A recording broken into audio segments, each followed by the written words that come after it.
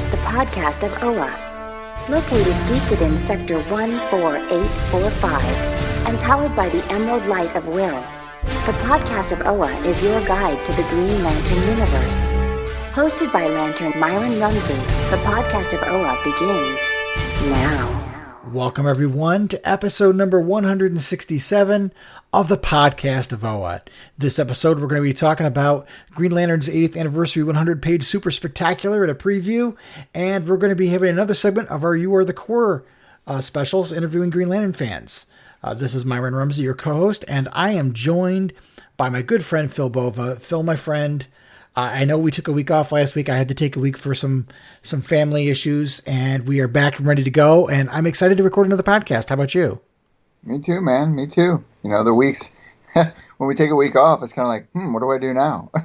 Well, it's funny because we were doing it bi-weekly for a while, and then once the COVID crisis came, we made the decision to go weekly. And I had a situation last week where I needed to go and be with my son and help him out for a week, and that took me away from my recording equipment, and my attention was fully on my son where it needed to be. But I'm glad to be back and talking some Green Lantern stuff. Yep, I'm good to go, man. There's a lot of good stuff. That 80th anniversary stuff, all that hype, I'm loving it, man. Oh, absolutely. So there's some stuff going on outside of that, though. Are you watching Stargirl? I watched episode 1, and I was never. And here's the thing: I'm going into it with virgin eyes too, because I was never really familiar with the character of Starman, even with the Justice Society, but Stargirl at all either. So I'm going into it with fresh eyes, and it's really, it's good. I like what they did. The special effects are great, and CGI is good. And I'm a little weird about what's his face being in there. The guy who was holding the staff. I forgot the actor's name. Oh, I know who you mean. Gosh, Joel McHale. No, not him. The guy, her dad. Oh, gotcha. Yeah, I don't remember his name either, to be honest with you. He didn't seem like I don't know, just didn't seem like that was his type of role. But anyway, I watched episode 1. I like it. It's good. It's really kind of Luke Wilson is who you're thinking of. Luke Wilson, right? I think he's, as it goes on, I think he's doing a really good job. I'm through episode 3. But that opening 10 minutes of the battle with the JSA was just some of the best superhero TV stuff I've seen in a while. So that was exciting. And you saw kind of, they didn't mention Alan Scott by name, but you see him in that picture that they show of the JSA. And during the battle in the beginning, you saw a lot of green flame. You just didn't see anything else going on. So you could assume it was Alan Scott. But are you okay with me talking about episode 3? Yeah, go ahead, man. Even when I do get caught up on it, the spoilers aren't going to bother me so much. Okay. Well, in episode 3, there was a really neat development in which Pat Duggan and Courtney, they go back to the JSA headquarters, and we see the table, the infamous Justice Society table, and around there is kind of a display for each one of the members of the JSA, and something related to them. So you've got Jay Garrick's Mercury-style helmet. You've got some of those kind of props. Dr. Midnight's owl is there, and he doesn't realize Dr. Midnight has died. And he's standing there. He's just sitting there waiting for Dr. Midnight to show up again. It's kind of sad. But the bad guys are still around that are from that first episode. And so Courtney's got it in her head that she's going to build her own super team. And so she, at the end of the episode, sneaks in and takes some of the items from JSA headquarters, and she takes Alan Scott's power battery. Interesting. I wonder if it's going to cross over with The Flash at all on CW. I don't know. They haven't said if there's going to be any crossovers. I mean, it wouldn't surprise me too much. Although this show, even though it's airing on CW, is a DC Universe show first and foremost, but I could see them doing that, definitely. Well, I mean, I know that DC is big on time, and I mean, I think what their strong suits is the multiverse concepts, I mean, they've always done well with those story arcs, and I've always felt it served their characters justice because you can have different variations and different writers and different artists, of course. But it'd be cool if that multiverse concept was kind of played out a little bit with this show as opposed to what the Flash is doing, and of course Arrow's gone, but and the other DC shows that are airing right now. I'm trying to remember back to when the Crisis on Infinite Earths crossover took place. If in the end, when they showed the different Earths, if they showed the Stargirl Earth, I'm pretty sure they did. So I'm pretty sure, even though it's not on Earth Prime, essentially, I believe she's still connected through the multiverse, because there's definitely a Jay Garrick there. But the question is now, is Alan Scott still alive? Or are we going to get a new Green Lantern? Because she took Alan's battery. She's got some kind of intent to use it. Yeah, it will be interesting. What really bothers me about all these television series is the fact that they always give that little hint of Green Lantern. It doesn't matter what it is, little breadcrumb, and they just spatter it out there and they throw it out there, little tidbits here and there, but they never touch on anything. But yet, on the other end of that, like when it comes to the Flash and it comes to a lot of the other series, they always focus on different characters and stuff. But Green Lantern's never touched. They seem to always want to leave him out for whatever reason. With that said, Alan Scott seems to be gaining a lot of favoritism lately. I mean, a lot of the rhetoric for Alan Scott is starting to pick up. Doesn't matter the comic books. He's starting to appear on like the 80th anniversary. He's appearing on the cover and everything like that, and he's still remaining in the collective consciousness of DC fans. So I'm willing to believe that Alan Scott is going to be some kind of character they're going to focus on moving forward. I don't know if it'll have any impact on the series and the film, but I think it would do DC justice to tap into that JSA, because their strong suit seems to lie with those characters from that era. I mean, look how well Wonder Woman did, and it was during that time era her film was introduced. It really worked well with her story arc, much like 84 is going to. So it would be cool if they were to tap into those old JSA characters and revamp those in a way to bring them forward. That was winded, I know. No, it'll be interesting to see what they do, if they do anything, because you're right. They like to tease it a lot, but they don't necessarily follow through. Yeah. Other interesting thing is there was a little story I saw, and I don't know if this is true or if somebody was doing a gag, but they were tracking what movies are being streamed during this pandemic, and what's the number one movie per state, and the number one movie in California is apparently Green Lantern. What the hell? They've lost their mind. So I don't know whether that's true, or if somebody's pulling a fast one and trying to make fun of it. I don't know. Well, regardless if it's a joke or if it's not, it's still fun to say. I mean, anytime you can say that Green Lantern is the number one streaming movie, I don't think you're ever going to hear that again. I think that's going to be like, that's the end of it. I mean, I don't know. I haven't watched it in probably well over 10 years. I haven't touched it. And I don't know why. I don't know if it's because it just, I don't know. We could do a whole episode on that. But I bet you that's the only time you hear this little factoid, if it is. If it's true, right. The other thing was, DC had some comic updates to the shipping schedule and so on, and some books got canceled. I think when we were talking about it before as to what was scheduled, we pointed out that there was supposed to be a Green Lantern number 76. That's the launch of the Hard Traveling Heroes saga. There was supposed to be a facsimile issue of that particular issue, and that got canceled. And there were two $1 Green Lantern comics. I think one of them was... I think they were maybe both from the Jeff Johns era, maybe. I can't remember just now.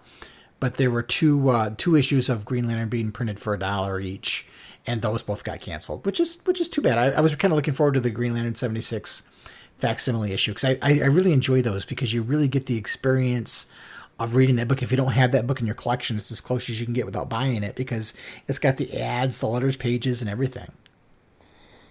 Again, this goes back to what I say. I mean, it's always the Green Lantern that just gets this, like, I don't know, man. It just seems like he's treated unfairly, and just, things always just don't go Green Lantern's way. When all these fans out there want more stuff from Green Lantern, Yeah, I we mean, still have to wait. We still have to wait. We still have to wait. at least it wasn't the only things that were canceled. Otherwise, I would feel targeted. That's also true. Oh And my God. the other thing I wanted to chit chat about really quickly before we take a break and do our You Are the Core segment was I did a 3-part series on Green Lantern in music history, and I went back and I love doing the research articles. I think this 3-part series and my series during Green Lantern's 75th anniversary, where I did the history of Green Lantern and I broke it down into eras, and I did an article on the history of the character during the time, as well as articles about the main creators for that era. That in this 3-part series are kind of my favorite work I've ever done with the blog. And this 3-part series, I go back to 1966 with Sunshine Superman, and I go all the way up to today, and I track songs that either they reference Green Lantern, they're named Green Lantern, or they're about Green Lantern. And some of them are really interesting stories. If you're looking for an interesting read and you want to hear about some songs that maybe you don't know about that are Green Lantern related that you can still find for the most part out there, check it out. I'll put a link to it in the show notes, but I had a good time with it. Fans, they need to check this out. Because not only will it take you on a little stroll through Green Lantern's history, it will also take you through some music history. Because Myron went above and beyond to check out some of the source material for a lot of these bands. And, it's cool because music history is interesting because bands come and go. And with the digital age here, older bands that that have come and gone have left behind certain music that isn't as easily accessible as it is when you just get on Spotify and YouTube these days. And a lot of what you're doing is noteworthy work, man, because that music history is not an easy task for anybody. Well, especially, when you get to geek rock, in particular, a lot of these bands are very small bands that don't get recording contracts or they never release anything that you can buy on disc. And so part of what I did is I challenged myself to try to track down the track. So either, a YouTube clip, can you buy it on Amazon? Does the artist have it for free download on their website? I tried to track down as much as I could. And for the most part, I think I got almost all of them. I think there was 1 or 2 that you can't find anymore. But there's a couple of really neat stories. There's one in particular about a song that was done in the, I think it was the early 80s. And it was during an era when disco was just starting to die out. It was 1984, and disco was just starting to die out. And there was this brand of music called high energy. And there was a song called Caught in the Act by this woman named Earlene Bentley. And during the song has nothing to do with Green Lantern whatsoever. It's about someone who finds out their lover is cheating on them. But in the middle of the song, in a couple spots, she actually starts singing part of the Green Lantern oath. And Well, maybe in that relationship, in Brightest Day was the true purpose of what that person needed to reach. and when I found the song, I was like, gosh, how did the Green Lantern oath get in the song? And I'm not going to spoil it because people should go and read the article, but I tracked down how that got in there, and I actually found a YouTube link to the video of the woman doing a music video for the song years later. And the neat thing is the artist who sang it, Earlene Bentley, actually appeared in one of the Batman films. Oh, no kidding. Yep, she had a bit role in one of the Nolanverse Batman movies, as just a extra. She was in Batman Begins, and she played a nurse at Arkham Asylum in the background. Oh, that's really interesting. See, Yeah. Look at what you learn from that kind of stuff. Yeah, it's neat. And that was probably one of the most interesting ones because, it never intended to be a Green Lantern song, and it really isn't a Green Lantern song, but yet, plain as day, there's the oath, and it was not just a fluky thing because the person who wrote the song has a comic book history, which is But kind it's of Green interesting. Lantern related, so it counts. That's right. And of course, there's songs in there like "Ring Capacity" by Kirby Crackle. That's in there. But there's some songs that are really obscure, and then there's some really good tracks too. And there's some that you maybe are called Green Lantern, but there's nothing Green Lantern about it other than that's the title. I was I clicked on the Life of Pi, Pyrrhic Victory, the Green Lantern song, Yeah. and it took me to that YouTube link. Now, here's funny because it has 31 views, and it was uploaded May 11th, 2015. Now, at the time when I went to this, it had one thumbs down. Now it's got one thumbs up because I did it. But that's all it has on there. There's nobody subscribed to it. I don't think. Oh, there's one subscriber to it. It's like these are obscurity things, man, that you're finding, and it's really, really interesting when you view through the lens of comic book history through the music. I do it through literature and stuff, and it's fun to do. But music is a whole different genre that doesn't get really as much credit as due. No, it was a lot of fun. I enjoy the geek music, so it was fun to take that little trip through history, try to find what was out there. Yeah, so that's cool, man. Check it out when you get a chance. So let's take a quick break, and when we come back, we will do our You Are the Core segment. Excellent. This is Robert Vendetti, and you're listening to the podcast of OA. And welcome back to the podcast of OA. This is our favorite segment of the show, the segment where we interview our fellow Green Lantern fans. You Are the Core. And joining Phil and I tonight is our good friend Daniel Tenney from Georgia. Daniel, welcome to the podcast of OA. Hi, thanks for having me, guys. I really appreciate it. How's Georgia, Danny? We're doing pretty good. It's been a little bit kind of a wild and crazy weekend, but not too bad. I'm a little bit north of Atlanta, about an hour drive north of Atlanta, so I'm kind of above where like the pandemic hit the hardest and some of the stuff that's going on. So it's been quiet where I'm at. Good. So for those people that are members of the Blog of OA Facebook group, Daniel is running a reading club right now. Daniel, what made you think about doing a reading club? I'm a huge comic book guy. I love collecting and reading like old comics, and I love kind of discussing it and just kind of like batting it around with other people and just kind of sharing my passion with comics with other people. And I've had, a couple of other websites and stuff that have done some kind of, book club where they pick old comics or, certain story arcs that they like and they review. So I thought it'd be kind of cool to kind of utilize the Facebook page for the Blog of OA that way and kind of get like-minded people that all love Green Lantern together and kind of just pick up, old stories that we like and just kind of pick through them and kind of see what we like about them and discuss the art and the characters and, just get some good comic chat going. Yeah, you just did one of my favorite runs. My favorite stories was the Dr. Polaris story from Marv Wolfman. Yeah, it's a really good story. I'm kind of going back, and I started with like issue 122 where Green Lantern kind of broke away from Green Arrow and kind of became a solo character again. And I'm trying to work my way through kind of the back half of volume 2. So when I kind of got the idea for the book club, that was one of the stories that I was just starting to read. And I remember you had reviewed it on the podcast before, and it was a really important story for you. So I thought it'd be a really good starting point for the book club to kind of hit it. And it was a really good story. It's very emotional. It's very poignant to the character of Hal Jordan and kind of details out, what it means to be a Green Lantern. So I thought it was a good one to start off with. Yeah, it's a really strong story. It is one of my favorites. I wished I could have joined in, but I had a family emergency last week and couldn't partake. But what are you doing next? I know you were doing a vote on the blog to see, not on the blog, but on the Facebook group, doing a vote to see what the next story was. Did you get a winner to that one yet? We're close. It looks like it's either going to be either Green Lantern Rebirth or Sinestra's Law, which is like the start of the Hal Jordan and the Green Lantern Corps run.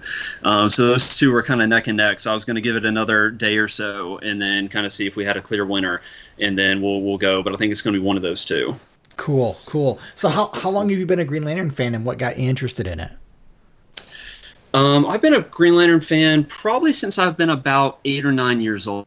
When I was younger, my Dad was trying to get me into really just kind of get me reading more.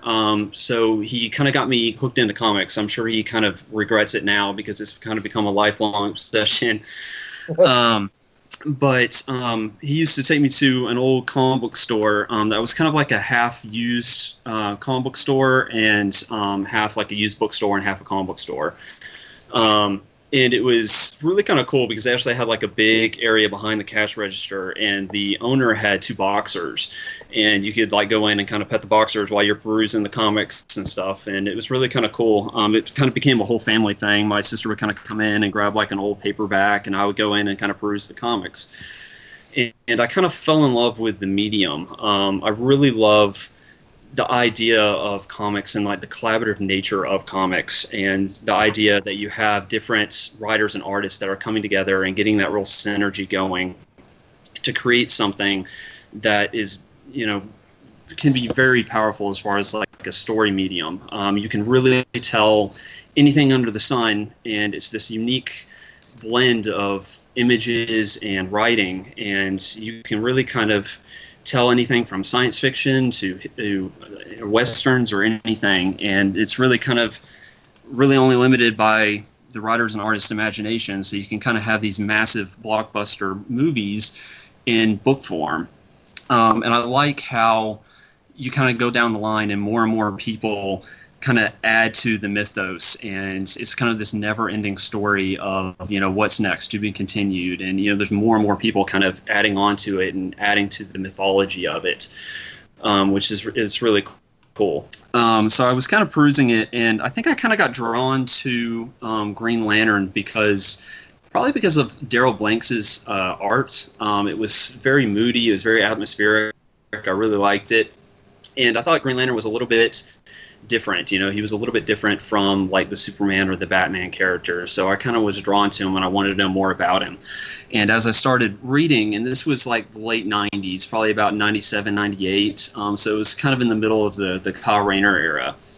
And I was reading more about him, and I kind of really got sucked into kind of Kyle's world. I liked how they had a good supporting character structure around him, and had a lot of focus on both like the Green Lantern action, but also kind of like his everyday life too.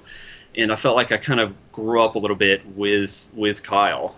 So I really liked it, and I really liked the creative aspect of Green Lantern. And I love, especially during the Kyle Rayner run, he always had these, like, it was never just him. We were talking a little bit about in the book club too, where some Green Lanterns, like Hal, he's very like, what tool do I need to, fix the situation and move on?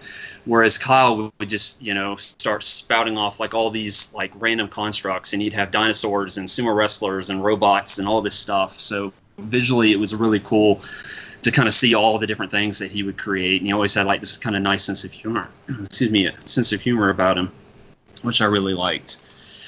And then a little bit later on, I was actually coming back from a Boy Scout trip. I was involved in the Boy Scouts all growing up, and we were coming back from a trip, and we were kind of laid over in an airport, and they had a little bookshop, and they had some old Green Lanterns from like the early 90s. It was kind of like the start of Volume 3, and that was kind of my first introduction to like Hal Jordan and like the larger core, and I really liked kind of delving into that mythology too.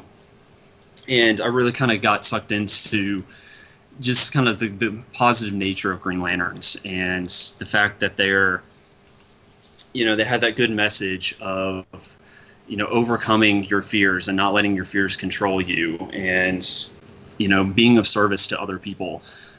We had a kind of like a good back and forth with the book club a little bit, where one of the members was talking about several of the villains that Hal faced were kind of corrupted by their power. And I liked how, Hal and the Green Lanterns they had power, but they weren't corrupted by it. So I thought that was a really cool point.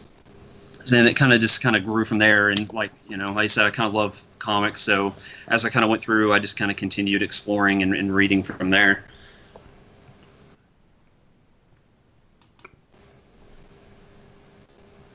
If it's funny if you think about it, the Green Lantern Corps in itself, i.e., the space police, I guess you can call them, or space cops or whatever, patrolling these sectors, they're probably, I guess you can say, the only police force in existence right now that actually practices racial diversity.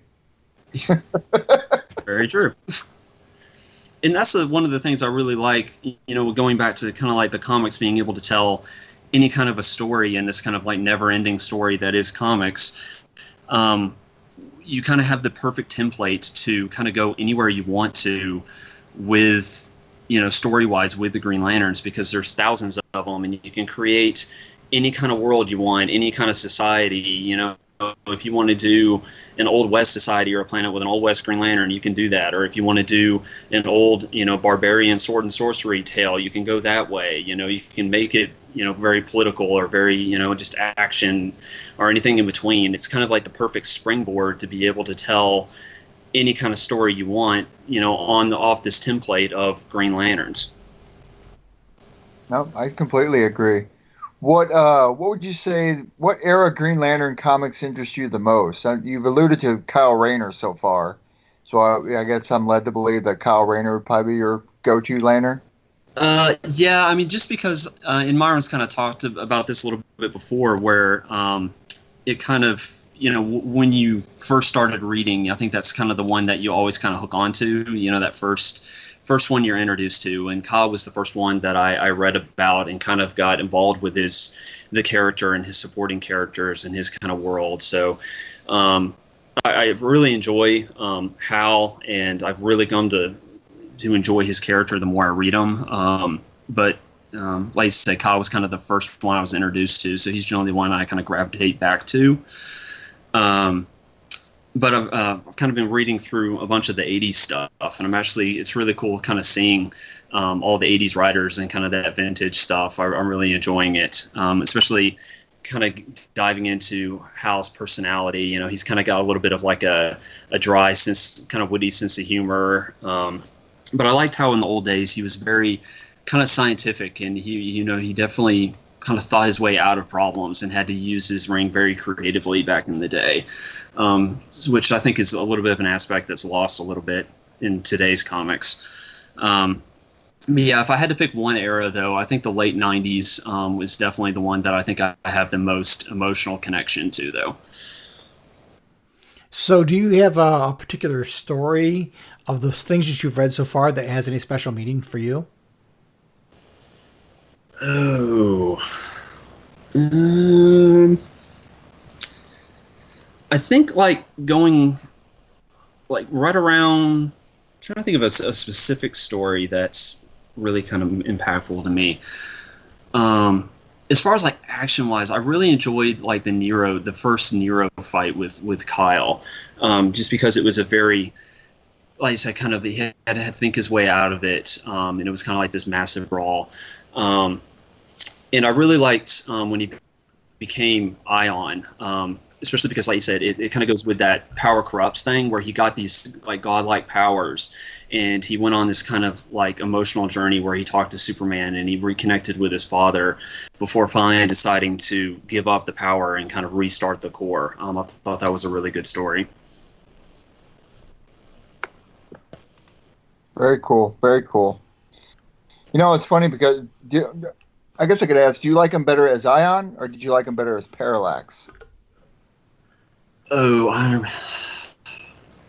I liked Ion, but kind of like that early original story of Ion, where he was given this kind of like unlimited power, and he was kind of figuring out the limits of, what I can do and then what I should do.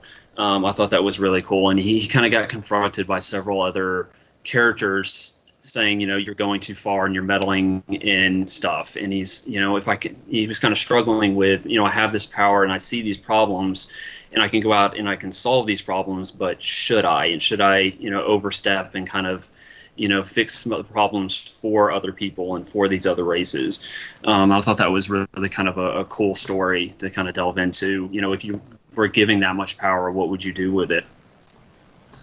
Right. So I imagine at this point, if you've been a Green Lantern fan since the 90s, you've probably got a pretty good sized collection of comics and maybe collectibles. Do you have a favorite item or issue out of your collection?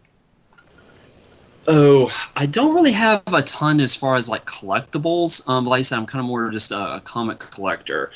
But I just recently, over about a month or so ago, I was able to pick up Green Lantern 76, the first O'Neil Adams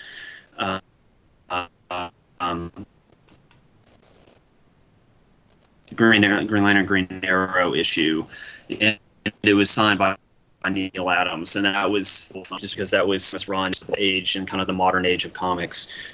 So if I had to pick a single thing, it would probably be that Green Lantern Green Arrow 76. Cool. We were just talking about that. They just canceled that. Myron just talked about it was a facsimile edition they were supposed to release, but it got canceled. Right? I guess that's what you said, Myron? Yeah, there was going to be a facsimile release of that issue, which was really cool because you get the letters pages and ads and all that stuff, and that unfortunately got canceled. There's been a lot of stuff that's been, kind of canceled, especially a lot of like the reprints and stuff has been kind of either canceled or moved to just digital only. Right. I would assume that a lot of it with the shipping industry being the way it is now, I would assume that a lot of it had to do with that. They probably just have to move a lot of things around in different places. Yeah.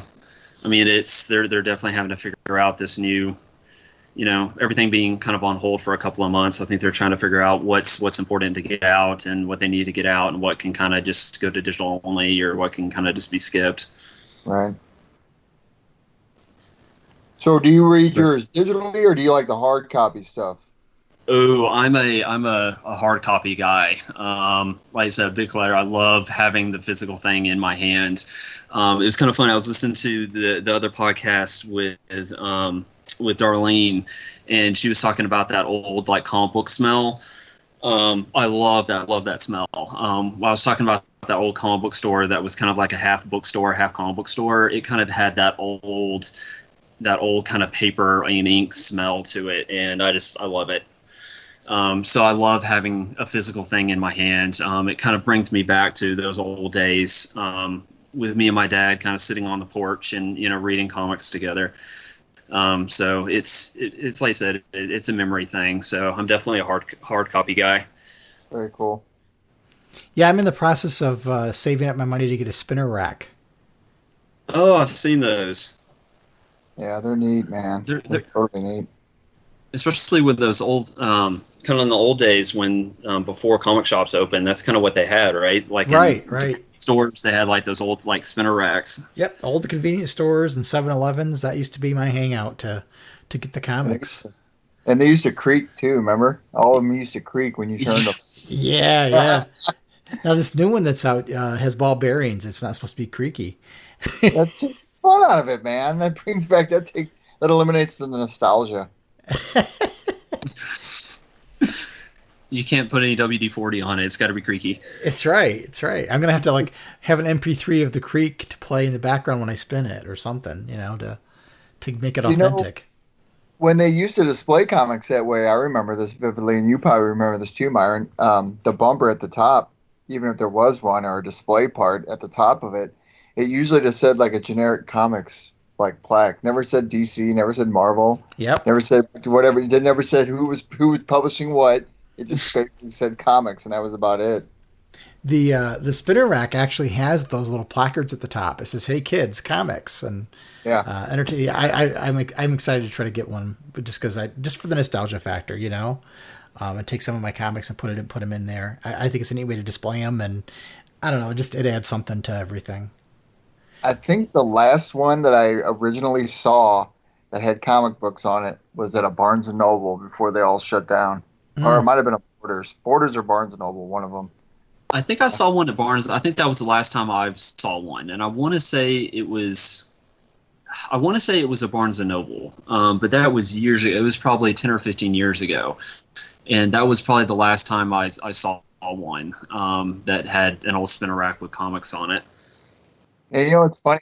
You could probably, like, back in the day, you could probably get one off of a store. They just give you one free or whatever the case may be. Now they're hard to find, number one, and if you want to order one, they're pricey. Oh yeah. They had a huge impact on the marketing of comics. If you look at DC, there was an era where they had the checkerboards at the top, and that was to try to get your attention when they were on the spinner racks. Oh, that's right. Right, I forgot they used to put that graphic on there. Yeah. In fact, if you look at the 80th anniversary edition that's coming out, one of those covers has that checkerboard in the top. The Doug Mahnke cover has that black and white checkerboard to try to get your attention. The one with Sinestro on the front and Star Sapphire? Yep, that's the one. And Black Hand, my favorite villain. But yeah, that whole thing was to try to get to try to draw your eye to that book. See, look at there, Daniel. We're a history show and a comic book show. Right? That's actually my original major was history, so that's good stuff. Speaking of Black Hand, I actually just read one of the old early '80s issues with Black Hand, kind of with my read through that I'm doing, and it was kind of cool. He was such a it was almost kind of like a laughable character that Hal kind of just basically just you created a construct hand and just kind of swatted him away, and it was just kind of entertaining to see that, how he was just kind of this throwaway kind of C-list villain back in the day, and then Johns took him and turned him into this massive DC wide villain on Blackest Night. It was really cool how he could take these old canon characters and revamp them and make them really show their potential and make them a big deal. Are you reading the one where he and Hal are cellmates? Yes. Yeah. It was Goldface.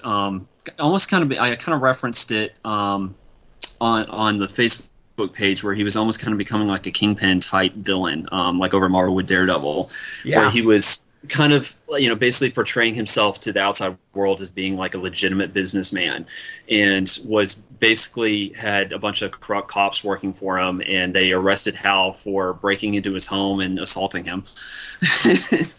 And then they put him in the same cell as Black Hand. It was pretty funny. I still have his first appearance, Green Lantern 29. Oh, nice. It was in 60. I think it was published in the 60s, I think. Myron, I have to check my date on that. But, yeah, he's my favorite villain, man. I've always liked him. I really liked what they did with him during Blackest Night, man. I was just so thrilled. I was so thrilled. Yeah, it's kind of funny that he was one of those characters that they had this massive story with him, and then they just kind of didn't know what to do with him after the fact. I know you're talking a little bit with Kyle, and those are two of my favorite characters, is Kyle and Dick Grayson, and I think they kind of both have the same strength and at the same time the same weakness as characters, in that they're both very dynamic characters.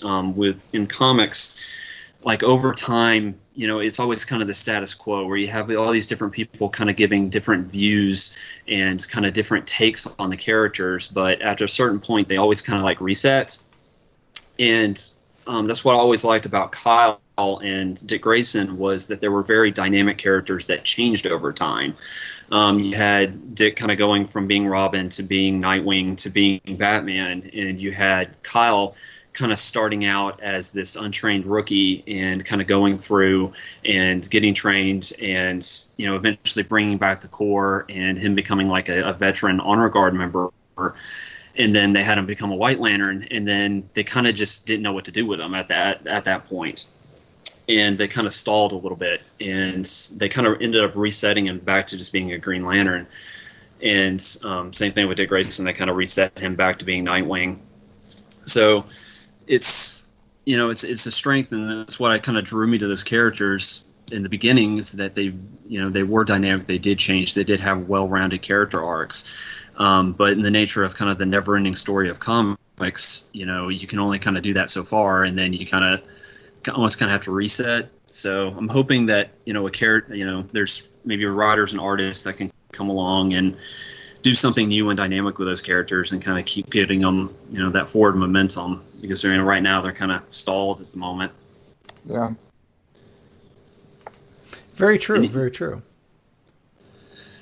And you guys have talked, about the mythos of Green Lantern kind of getting too big, and a lot of characters getting spotlight and some not. So hopefully down the road, we can kind of help balance it out a little bit more.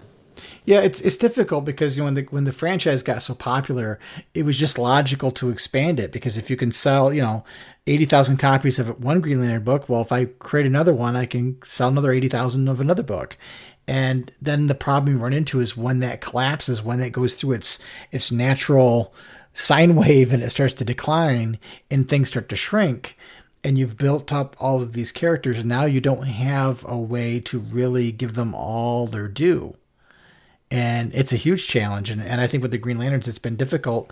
And while you had this decline, we've kept adding more characters, which I think muddies it even more. But, I think there's definitely a place for Kyle Rayner and things. It's just a matter of some creator coming along and doing something. It's hard to watch the books come out and not see Kyle and Guy really have a role. Yeah. And I'm reading the older books from the 80s, and it seemed like kind of across the board they had a lot of backup features back then. Yes. Where the books were a little bit more expensive, but the page count was a little bit more. And they would do, at least with the Green Lanterns ones I'm reading, they would do like 17 pages of the main story, and then they would do like a 6 to 8 page backup feature. And it started out with Adam Strange, and then they switched it over to Tales of the Green Lantern Corps, and they kind of went and just spotlighted, on various alien Green Lanterns that normally wouldn't get any page time, but you could do this, little 6, 7, 8 page one and done, or you could, do it over a couple of issues and get like a full, comic length story out of it. But I thought it was a really good way to spotlight these characters that normally aren't going to get the page time, but you can do these, really nice little kind of one and done little features that gave them some space and some a little bit of time in the limelight. And a lot of them are actually really good, especially with like the Tales of the Green Lantern Corps that I'm reading.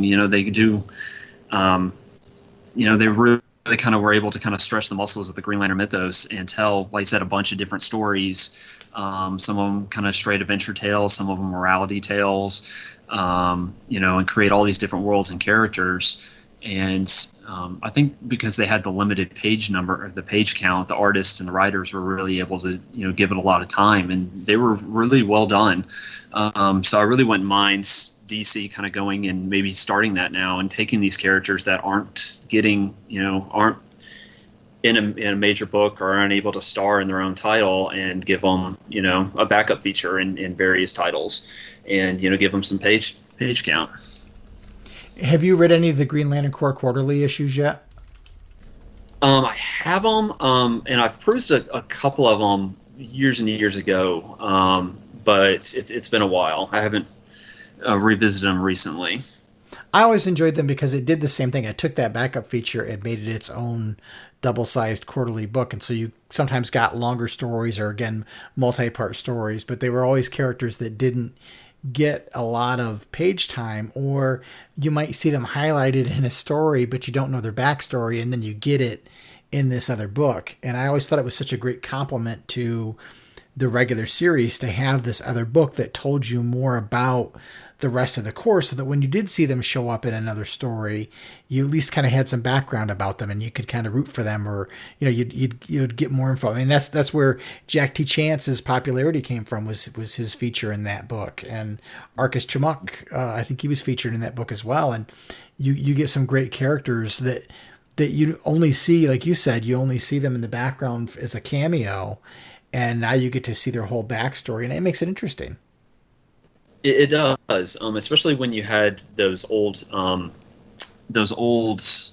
of the big whole Green Lantern Corps. We have like the big whole splash page of all the Green Lantern Corps, and you can kind of pick out all these different alien Green Lanterns, and it does add something to it if you have these little features and you have some backstory where, when you get those big splash pages where you have 20 different Green Lanterns on the page, it adds something when you have some backstory and some material for all those characters, and you kind of say, oh, I know him, that's that character, and you know that story, and you kind of know where that character's come from. It definitely adds some emotional weight to the story, and you can start to care about them a little bit. So if something happens to them, it's not just they're fighting a bad guy and X number of Green Lanterns were killed. It adds that emotional weight if one of them gets hurt or something happens to one of those characters that you've read about and you know something about them.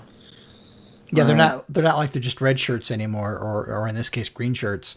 That they just they die in the first 5 minutes, and there's no weight to their death. At least if you've got some build up of that character, it does have meaning. Then it does. Mm-hmm. Yeah, I agree. Well, Daniel, we've enjoyed having you on the show. For those people that are part of the Facebook group, seek out Daniel's postings where he's doing stuff with the reading club, because I think it's such a neat idea, and I thank you for doing it, because it adds yet another layer to what we're doing to provide for the Green Lantern fan experience for other fans. I think it's fantastic, and I appreciate it, and I applaud you for doing it. Thank you so much, and thank you guys for starting this and kind of getting us all together and allowing us to kind of share our passion for this mythology and for these characters and for this kind of never-ending story that is Green Lantern. It's great to be able to, have this space where I can pull from, people and get them talking and have this great conversation where we can kind of share our passion for this and, get good conversations and good ideas flowing. It's really nice. One of the things I was posted about earlier was how much I loved the letter pages in the back of the comics, and kind of being able to kind of hear people's thoughts on what they thought about what I was reading, and being able to kind of share that. It was pretty cool. So being able to do it now through the wonders of technology and being able to kind of Skype with people and have this community, it's really something special. And thank you guys so much for answering all my questions and posts and stuff that I put on the blog of OA.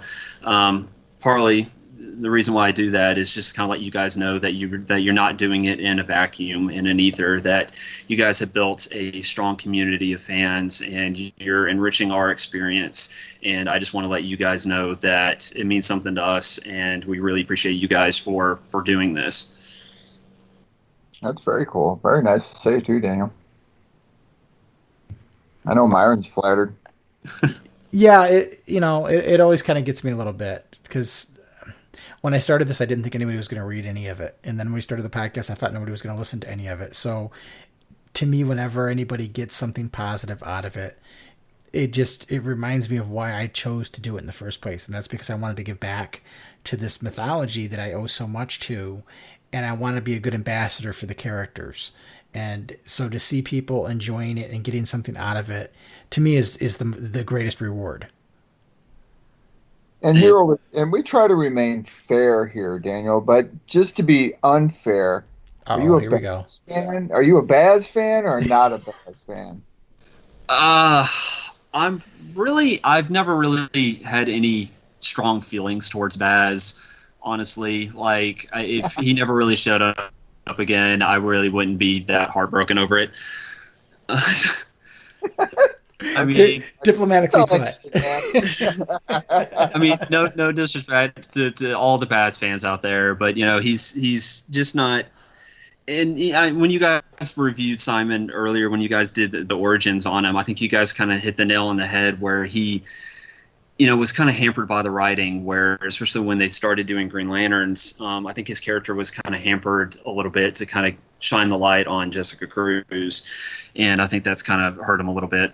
And then ever since then, he's been one of the characters that's kind of been in limbo a little bit. So, I definitely think that's, maybe not so much the character's fault as it is, I just think, DC isn't putting a lot behind him at the moment. They are giving Simon his own story in the 80th anniversary book. Oh, they are? Oh, yes. God, yes, they are. Yes, they are. No, I'm looking at it right now. He's not even listed on there. Yes, he is. Oh, he is. You're right. Oh, Simon Baz and Homegrown Hero. Oh, God. Well, I'll say this. Maybe Simon Baz is hanging out having a beer with Arkillo and Guy Gardner somewhere. You never know. Maybe they're just chilling. Phil's going to tear those pages out. You watch. But I'll say this, in all fairness, and I hope that the Green Lantern community that we talk to every day or every time we do this understands. I do it in a joking manner, and there's no disrespect to Baz, but we all have our likes, right? We all have our characters that we adhere to, and much like you, Daniel, with Rayner, I myself did a lot of Rayner reading in the 90s and stuff like that, and it was really impactful for me because that's my informative years. I mean, that was coming out of high school or early high school and then coming out, and I had Kyle Rayner, but, I ended up liking Hal Jordan a lot more. And Simon Baz came along, and, he just got to be the brunt of my jokes, and I never really cared for him. And I just want all the fans out there to know that if you do like Simon Baz, that's your prerogative, and I respect it. I can still rip on him from time to time in a joking manner. And I will take the rips on any characters that I like that you would like to give to me. I think you just don't like Simon because Batman likes Simon, and you don't like Batman. Well, that has a lot to do with it. I'm not going to lie. I'm not going to say there's no truth to that, but I mean, maybe he's just a black hand in waiting, where he's the joke character now, but maybe he's just waiting for I guess maybe not Jeff Johns. He already had his hand in him, but another Jeff Johns to come along and just kind of show the potential of his character and give him that that shining story to turn him around. Well, the masks are the same, so Yes. I would like to see the character flipped, and I'd like to see him make him like a Yellow Lantern. I thought would be kind of cool with his costume. I mean, I like his costume. I thought it was kind of cool, but I just don't like him. Oh well. I mean, it's like I said, it's maybe if he gets a little bit more page count, maybe somebody can kind of turn him around a little bit. The more I read about Hal, the more I really like Hal. Especially when I read the old the 80s stuff. I'm really getting into the nuances of his character, and I can see why he's such a true blue character that people love. I love all of kind of the nuances of his character.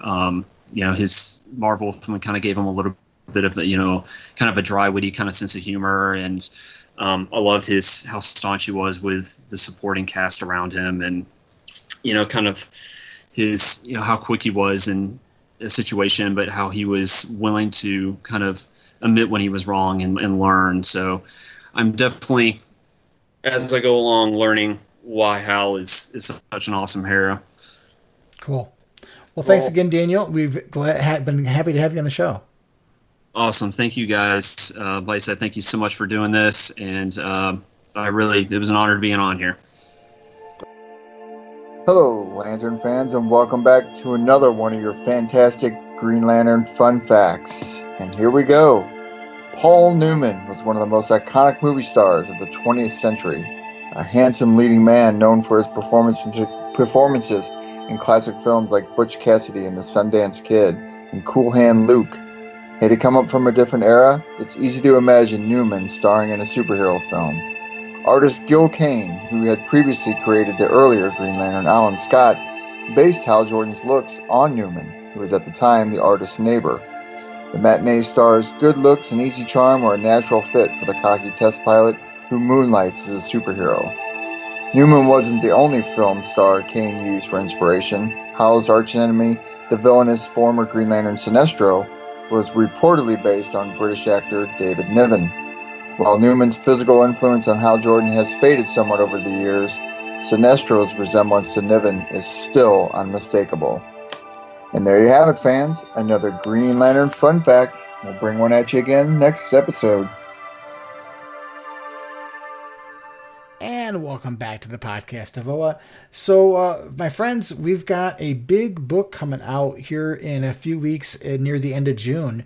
The Green Lantern 80th Anniversary 100-page Super Spectacular. And there's been some information that's come out about it. We've seen all the covers.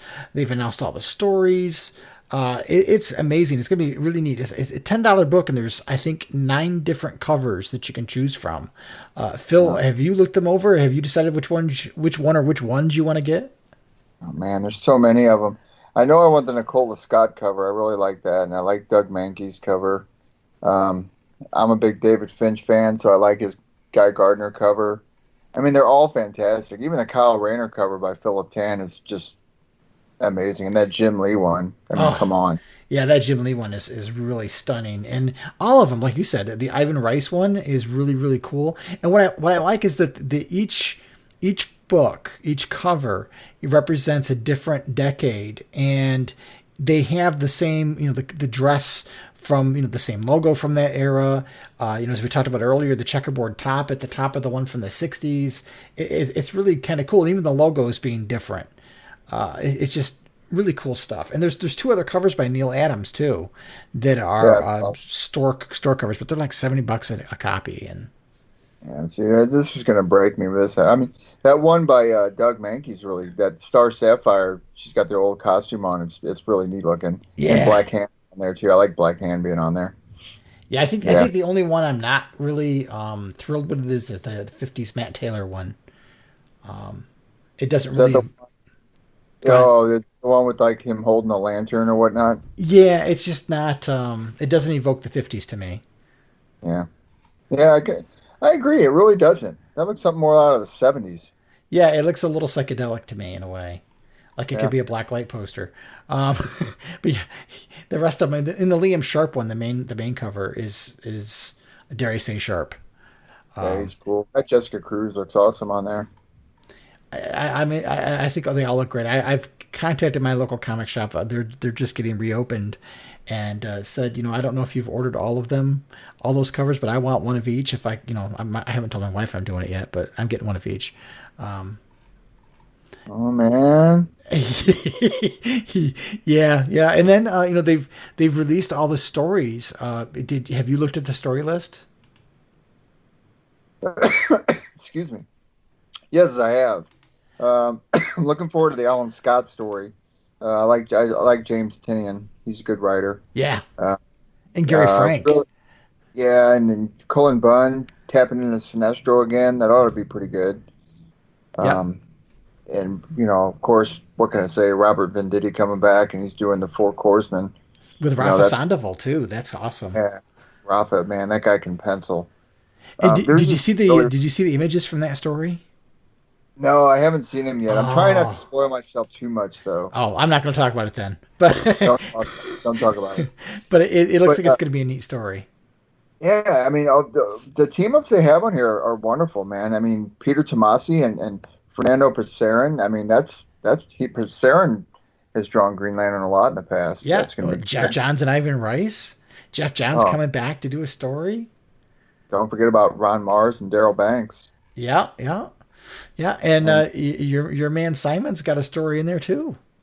he does by Sina Grace, and I'm not familiar with her as a right. I hope it's a her or he. I'm not really sure. Yeah, I'm not But familiar either. Basically, each character, each one of the main lanterns has their own story, and then there's a story like the Robert Venditti one that's got the Four Corpsmen. There's a Green Lantern, Green Arrow team up written by Denny O'Neil. The Sinestro story. Guy Gardner's got one. Charlotte Fulton McDuffie, the widow of Dwayne McDuffie, is doing a John Stewart story that is very much drawing its inspiration from the Justice League cartoon. oh, that'd be cool. Very good. That'd be good homage to John Stewart. Yeah, yeah. Plus, there's some pinups, so everybody's pretty well represented. There's even a pinup of Kelly Quintella, the Teen Lantern, and there's a pinup of Ty Pham and a pinup of the character from Far Sector. I'd like to see the pinup of Jessica Cruz by Jolie Jones. I really like her. I like her work too. So, And they even got Bruce Timm to do a Hal. oh, that'd be cool. Yeah, That'd be cool. I think they when they did the pinups, I think it's a shame that there's not an Alan Scott pinup, and they didn't do one for John either. And so I think it's kind of a shame that they're missing those two. Yeah, I agree. Alan Scott, man, he just seems like I don't know. It just seems like he's getting more and more popular. I think they got some kind of plan with him for the future in the writing. Yeah, I don't know. I know there was all this talk about the JSA coming back, out of the Doomsday Clock story, but we haven't seen anything really kind of come to fruition yet. Right. But this 80th anniversary thing, I'm almost worried about it in some ways because let's see, there's 2, 4, 6, 8. There's 10 stories in a 100-page book, and you've also got 1, 2, 3, 4, 5, 6, 7, 8 pinups. So that's 92 pages for 10 stories. A lot, man. But it's going to be good, man. It's going to be a good book. It's nice to see that Green Lantern gets his due. You know what I mean? Yeah, I'm excited. And let's not forget there's also that hardcover book coming out that we still don't know what the contents of that one is yet, but I'm excited to see that as well. I mean, I got the 75th anniversary book. I'm not sure what's going to be different content-wise because that book had all the essential origin stories, really, so I'm not sure what they're going to put in an 80th anniversary book that they didn't already include in the 75th. Yeah, that'll be curious to see.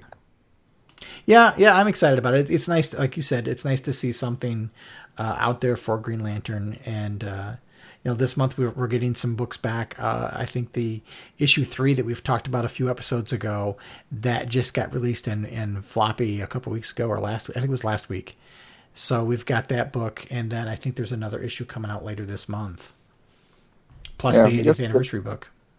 Got some good material coming up, man. Got some more stuff to talk about. That's right. Things are getting back to normal almost a little bit. Kind of, sort of, not really, but. Feels like it, I went to my comic book store the other day down the road. Actually, I just went there this afternoon again. And they're open. I wore my mask and, I'm making sure that I'm being safe about it. And I'm just glad to see that they're open again. And, you can go in and peruse once more and spend money. As always. Yeah, I haven't been back to mine. In New York, we just went into the governor has a multi-phase plan, and we just entered phase 2 in our region of New York State. So retail businesses are open, but with some restrictions. So I'm looking forward to getting back to my local comic shop. I haven't been there since the closure here, so I'm really looking forward to it and picking up my copies of Green Lantern and maybe picking up a couple of extra goodies just to make up for lost time. It's kind of what I've been doing. I even told my wife, I was like, all right, well, I got to run down and pick up a few things. I might even stop by the comic book store. Okay, well, just don't spend a lot. Yes, Mom. That's when you say, well, define a lot. Yeah, well, give me a number. What number are we talking here? Because your range of a lot is not mine. Maybe it's better not to ask because then you don't have that limit put on you with a dollar figure. And then you can always come back and beg forgiveness saying, well, to me, that wasn't a lot. That's a good point, man. I should have talked to you earlier today. See, I have the benefit. I've been married for, 32 years. It'll be 33 years in August. So I've got a little added padding of how to work the system. I'm going to have to call you up for some pointers every now and then.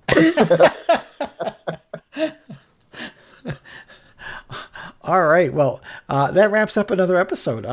We had a fun chat tonight. I love talking to Daniel, and I love what he's doing with the Facebook group and doing the book club. And it was nice to have somebody step forward and say, hey, I want to do this. I want to add to the community too.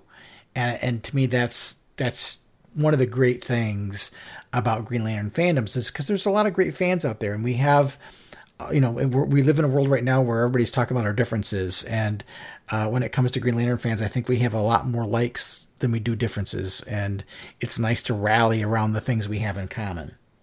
It is. And it's nice to talk about them in a friendly and in a friendly yet passionate manner. Even though I rip on Simon Baz all the time, everybody out there should know that, I hold no ill will towards the character or your likes of the character, because we all have what we want and we all have what we like, and it's okay to have our differences and be okay with it. I respect yours just as much as I hope you respect mine. Absolutely. Alrighty, well, we will be back next week with another episode. Barring any other more unforeseen circumstances. Right. So until next one time, especially right now, treat each other well, keep your power ring charged, be the best you can be, and make every day your brightest day. The Podcast of OA is the official podcast of the blog of OA and a proud member of the Comics Podcast Network. Share your comments and questions by calling the show's voicemail line at 406-POD-OA. That's 406-763-6362. You can send your emails to podcast@blogofOA.com. You can also find the Blog of OA and the Podcast of OA on Twitter and Facebook. Green Lantern and other related characters are the copyrighted property of DC Comics Incorporated and are used without permission. The Blog of OA and the Podcast of OA are fan productions and do not claim any ownership over the Green Lantern or any other copyrighted properties.